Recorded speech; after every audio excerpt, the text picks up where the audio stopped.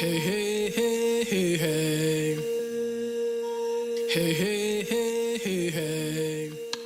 To actually be able to look at what it means when we take on domination.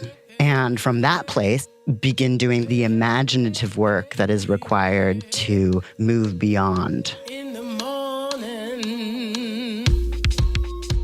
You're listening to The Seed, Conversations for Radical Hope, a Pendle Hill podcast where Quakers and other seekers come together to explore visions of the world that is growing up through the cracks of our broken systems. I'm your host, Dwight Dunstan.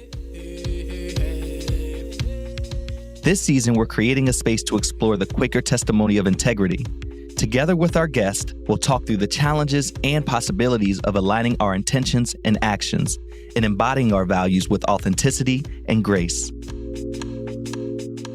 Our guest today is eppchez Yossi Yes. eppchez is a Quaker playwright, inventor, and spiritual companion living in Philadelphia. EAR is one of many friends working to implement a cultural shift towards active anti-racism among Quakers.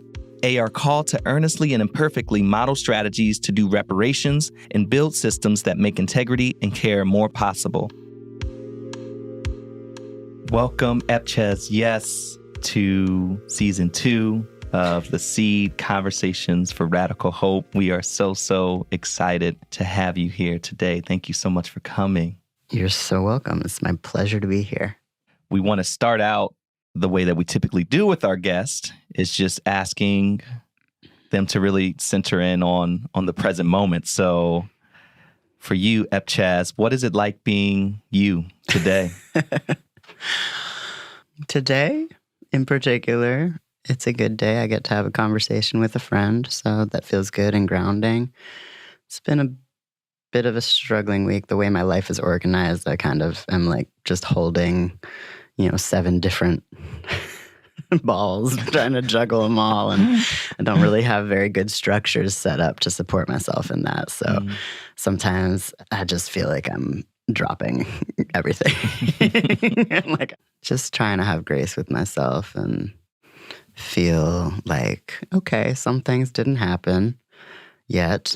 We'll just pick that ball back up and try to keep moving. Mm-hmm. Yeah, I feel like I have those weeks. This week isn't quite like that, but last week I needed all the grace. So thank you for sharing that. You might already know this. We're bringing you into our Season 2 of The Seed, Conversations for Radical Hope.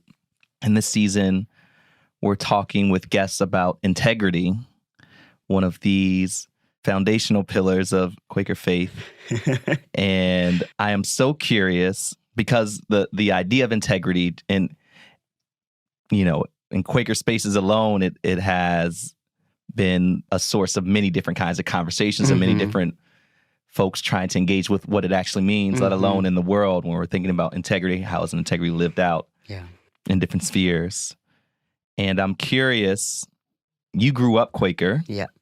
You potentially grew up hearing this word a lot. A lot.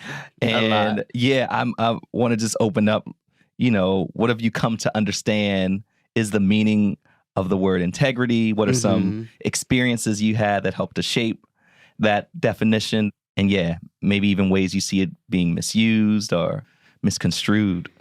Yeah, because it is one of those, Quaker spices, those values that, in Quaker youth programs get brought up a lot. I've always kind of joked that I have integrity baggage the way that people from other religions might have kind of shame baggage or things like that. So, it has weighed on me heavily since I was a child. And I think particularly the ways in which it's an impossible standard. And I used to get really twisted up about it as a teenager in particular, trying to hold myself to this standard that is actually not possible within the world that we live in. Like the way that consumerism works in this country, it is actually impossible to live with complete integrity to pacifist values. And, when you're a kid and you're trying to figure out how to live in the world or what you want to grow up to be like, there are definitely times where I was just like, got kind of nihilist about it. Be like, oh, I can't live into a perfect version of this standard. So, forget it all.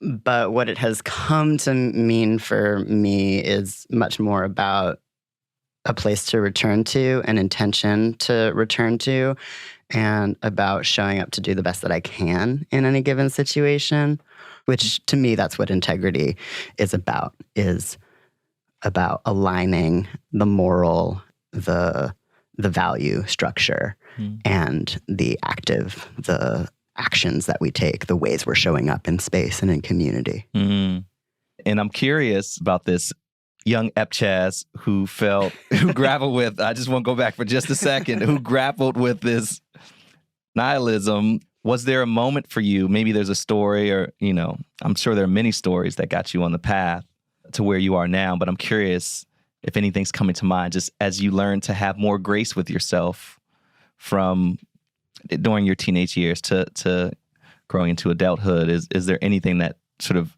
changed for you or experience that changed integrity, what it means to you?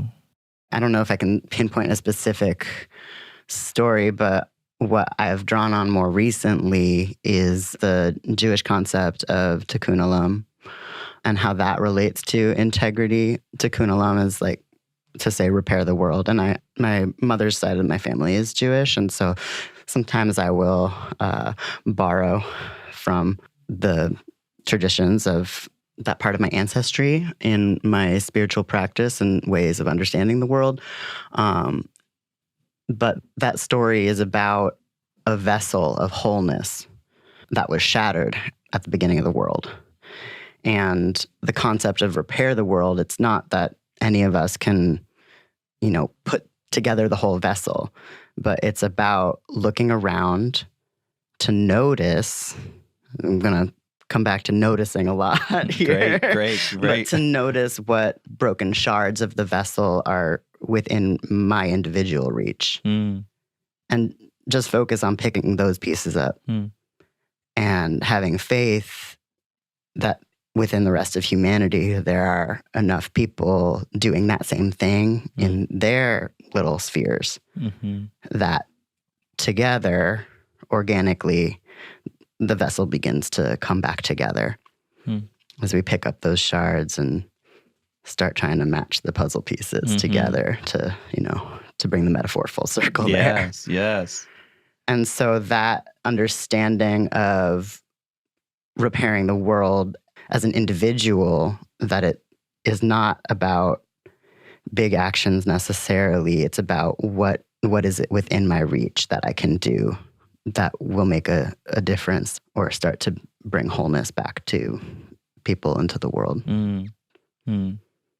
Eppchez, I would love to begin to talk about your noticing patterns of faithfulness and oppression trainings, just orienting our listeners to the work that you've been doing and sort of the thinking behind them, the impetus, and how people have been experiencing them.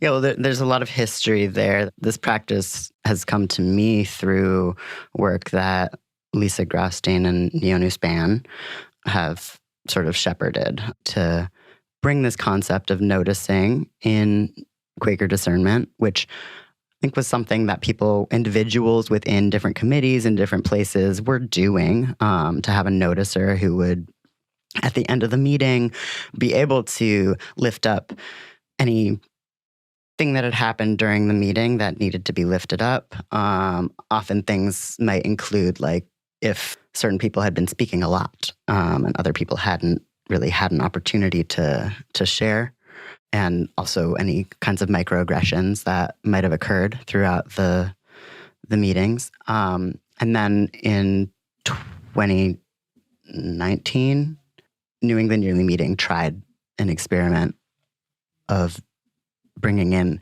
a practice of noticing patterns of oppression and patterns of faithfulness to their yearly meeting sessions. And what is a pattern? A pattern is a social script that is played out consciously and unconsciously. A pattern of oppression is a social script that upholds a harmful status quo. A pattern of faithfulness is a social script that helps us live into our wholeness as a community and the wholeness and full humanity of people in our community. We know something is a pattern because we see it happening again and again and again, right? If you witness something in your social space, during a business meeting or something, and it feels a little funky, it feels a little off, but you can't quite pinpoint why, that's okay. Like, take note of that. And if it happens again and you get the same kind of spidey sense, talk about spidey senses a lot. Come on now, right? Listen. Right? Then over time, you start to be able to identify what pattern is at play here. What is the harm that is happening or has the potential to happen? One of the powerful tools that I'm really excited about is something that I've been calling preemptive noticing. I'll use my Green Street meeting as an example. I was on the reparations committee there, and the committee was trying to get the meeting to discern around a proposal that would redistribute some of our meeting's wealth to Black community members in our neighborhood. And when that decision was coming before the meeting, we said, let's do a little preemptive noticing so that friends will be aware of what are the things that are likely to come up in their bodies, that are likely to come out of their mouths when this question of redistributing wealth to Black community members is before us, right? So patterns like not trusting Black people with money.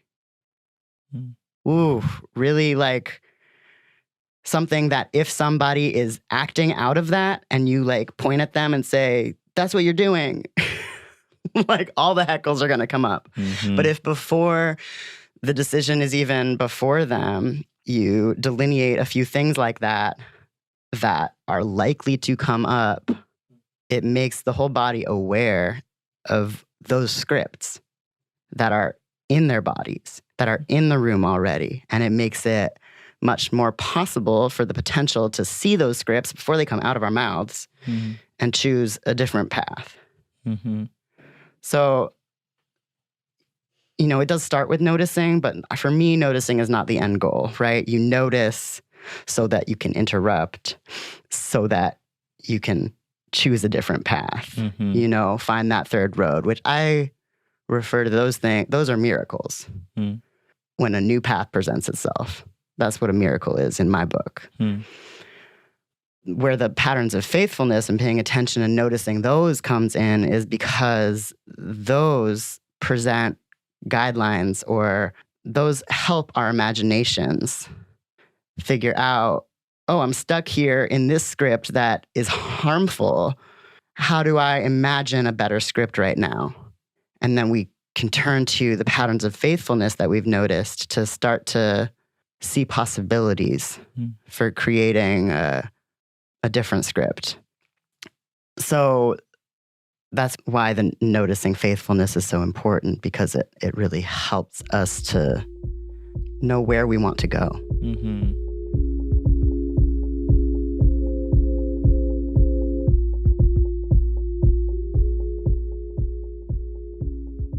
And the interruption, that's always going to be more effective on the individual level.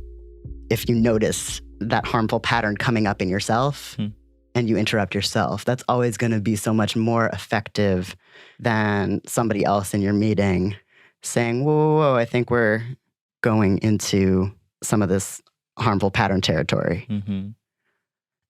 So that's why the preemptive noticing feels so helpful to me as a tool, because it really can help prime people to notice these things as they're coming up for themselves. And again, to be able to, ultimately, it's to be able to act with integrity, because we're a community that's saying we want to be anti-racist. And sometimes some friends don't know how to really go about that. I'm curious, eppchez, as you spoke about it potentially not always being easy to speak from that place of integrity, right? You say something in a meeting, folks come up to you afterwards, they say, thank you for sharing that. I was thinking the same thing, but didn't know how. And perhaps preemptive noticing can support individuals to do this, but are there any other tools that you would offer to individuals as they look to be in more alignment with their own sense of integrity, knowing that it can be scary to do, it can be ostracizing to do, it can be, how would you support friends or listeners to take that risk even when it might be scary? Yeah. I believe that the most fertile ground for practice is within oneself. And that's a space where no one else is going to judge you. You can be wrong. You can be messy. It's not going to hurt anybody else for you to take the opportunities to notice these scripts as they move in you. So, we're all inundated with white supremacist nonsense from day one in this culture, and other kinds of nonsense patterns that we might want to interrupt, but anti-racism is a big focus for me. And so I do try to bring that focus in as much as possible in this noticing work.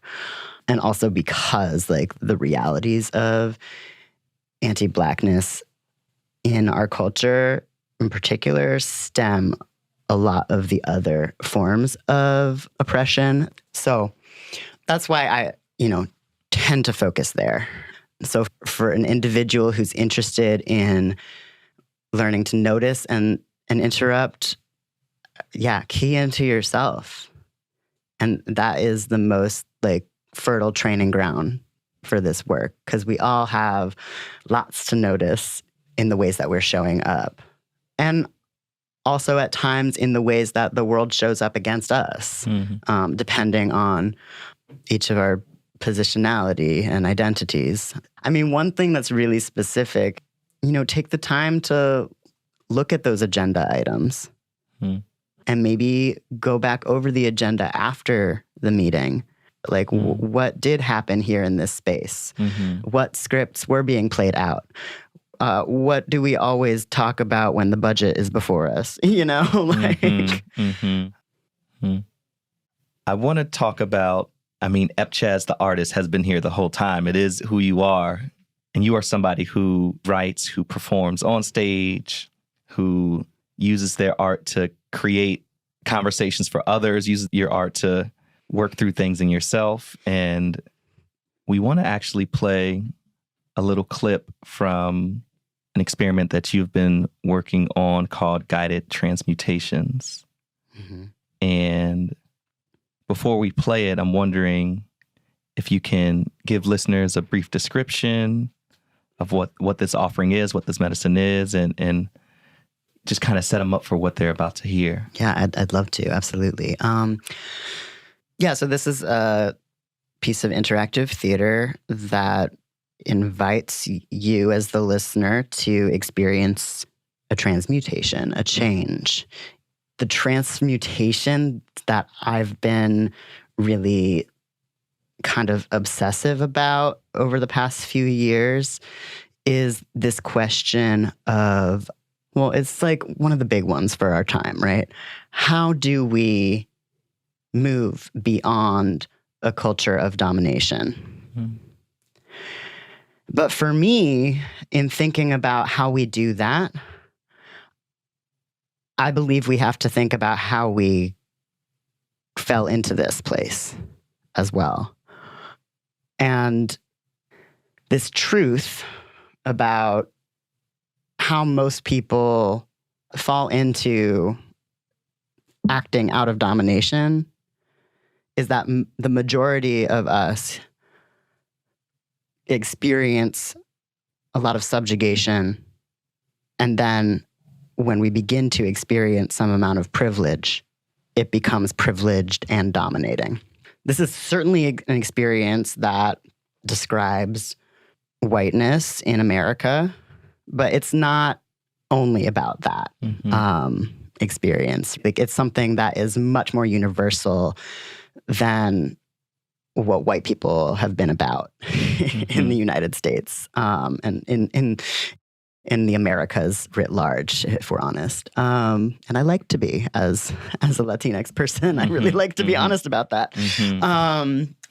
So looking at the transmutation from subjugated to privileged and dominating, I hope gives people some amount of grace with themselves to actually be able to look at what it means when we take on domination as part of the mantle that we're carrying. And from that place of actually being able to look at what it means, perhaps being able to begin doing the listening that is required and the imaginative work that is required to move beyond domination as a main tactic for living.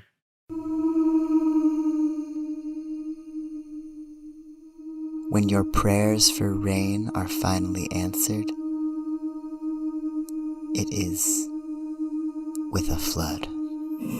Chuckling waters whoop and holler around you, tearing at your leaves and pulling at your roots. You cling desperately to the safety of the soil, but the current is too strong. The floodwaters sweep you away.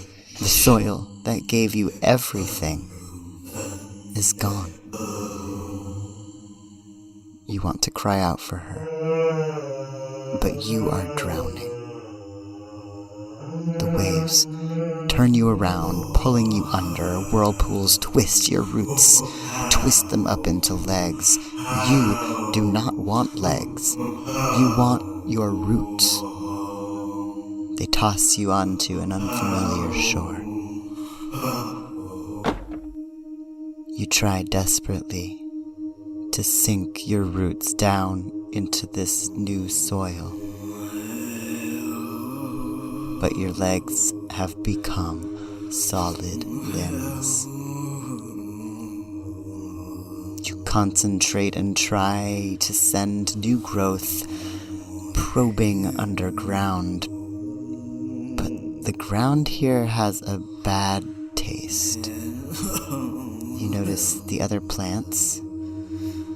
They look sick to you. Maybe the soil here is poisoned.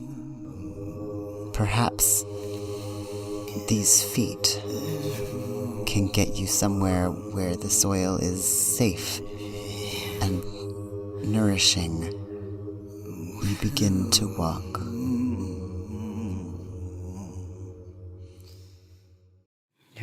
Yeah, curious if you want to tell us any more about the metaphors or images that you were working with in that piece. And Well, in understanding how that transmutation occurs and having compassion for that experience a little bit, my hope is there's some medicine there for figuring out how to imagine and transmute ourselves out of that into a place of becoming nutrient for the world, which is my hope for what people who experience a lot of privilege can lean into.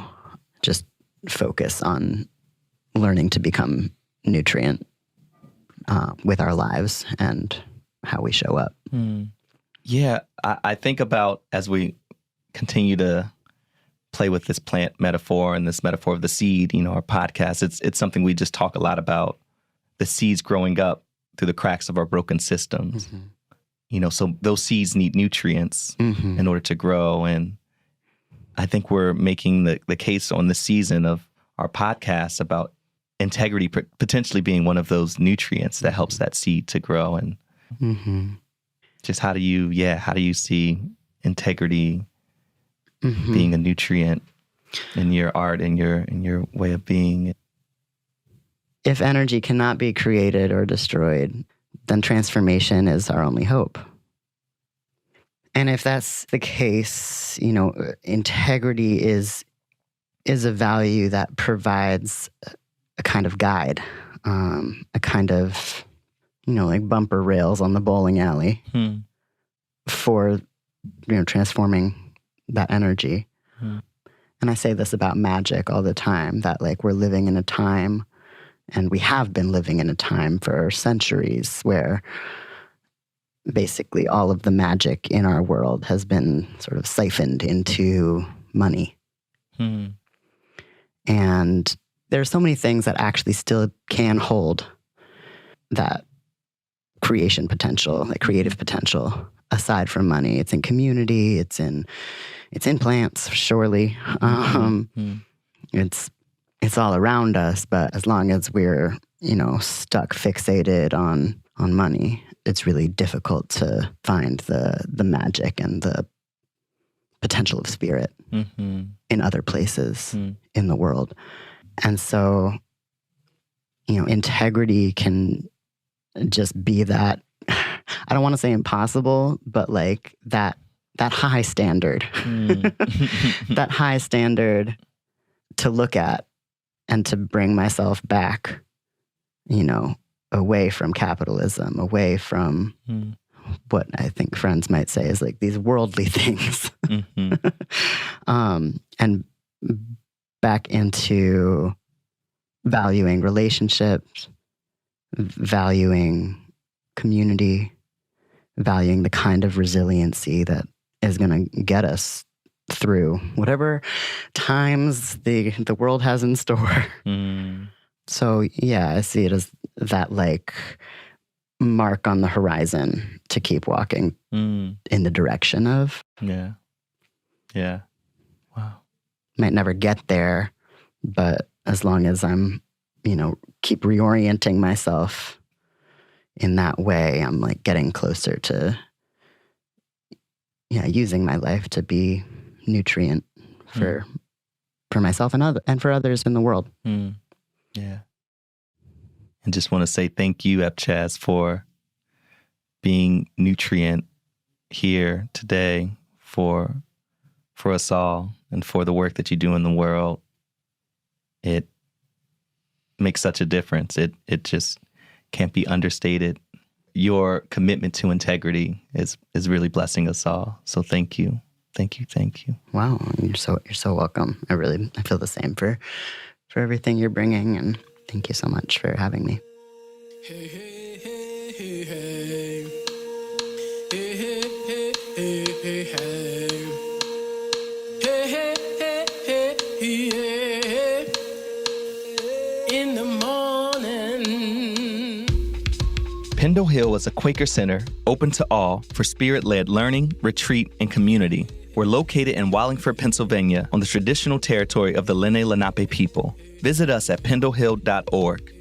Many of our guests are teachers, leaders, and speakers at Pendle Hill. For a full list of these upcoming education opportunities, visit our events page at pendlehill.org/learn. This podcast was produced and edited by Ariel Goodman, with editorial support by Pendle Hill Education Associate Anna Hill and advising from Education Director Francis Kramer. Our episodes were mixed by Leah Shaw Dameron, and our theme music is the I Rise Project by Reverend Retta Morgan and Bennett Kuhn, produced by Astronautical Records. This project was made possible by the generous support of the Thomas H. and Mary Williams Shoemaker Fund. To experience more of eppchez's work, visit www.almasengine.com. That's ALMASENGINE.com. Please subscribe, rate, and review us wherever you get your podcasts. Helps us to continue planting these seeds. You can follow us at Pendle Hill Seed on all social media platforms.